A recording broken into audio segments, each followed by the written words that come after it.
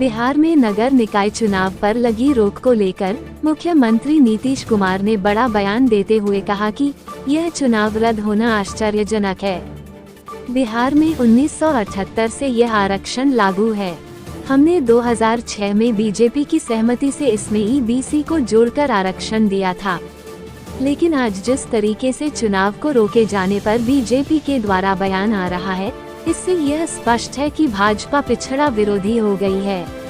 इसी आरक्षण रोस्टर पर बिहार में 4 पंचायत चुनाव और 3 नगर निकाय चुनाव हो चुके हैं, तो इस बार क्या परेशानी सामने आ गई। वहीं लैंड फॉर जॉब मामले में सीबीआई के द्वारा दाखिल किए गए आरोप पत्र से जुड़े एक सवाल का जवाब देते हुए कहा कि इसमें कुछ नहीं है, सिर्फ बीजेपी परेशान करने में लगी है।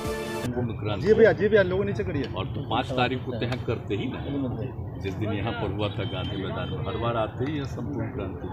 तो जो कुछ भी है तो आखिर जो इनका विचार है तो हम लोगों का क्या है, गांधी लोहिया जयप्रकाश सब लोगों की बातों को ही तो हम लोगों के बीच में ला रहे हैं और उन्हीं के हिसाब से काम करने की कोशिश करते हैं। सब कुछ कर रहे हैं, सब कुछ करते हैं। सर क्या कारण है एनडीए से अलग हुए हैं? सीबीआई एक्टिव है, फिर से लालू जी उनके फैमिली पर चार्जशीट किया गया है। वो बात आप जान रहे हैं, 5 साल 5.5 साल पहले क्या हुआ था, हम लोग अलग हो गए थे, फिर कुछ नहीं हुआ, हम तो देख लिए कि कुछ है ही नहीं हुआ, तो हम लोग चले गए हैं, तब फिर शुरू करें। ये कोई तरीका है, ये कोई बात है?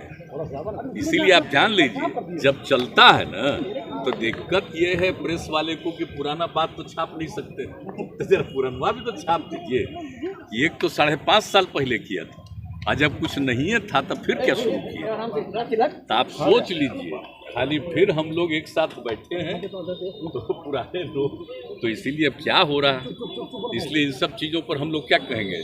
इन लोगों का तो जो मर्जी होता है, जो करते रहते हैं, सब कोई मतलब नहीं। सर लोकल बॉडी चुनाव जब से कैंसिल हुए हैं, बीजेपी कह रही है कि ये आपकी फेल्योर है। गलत बोल रहा है।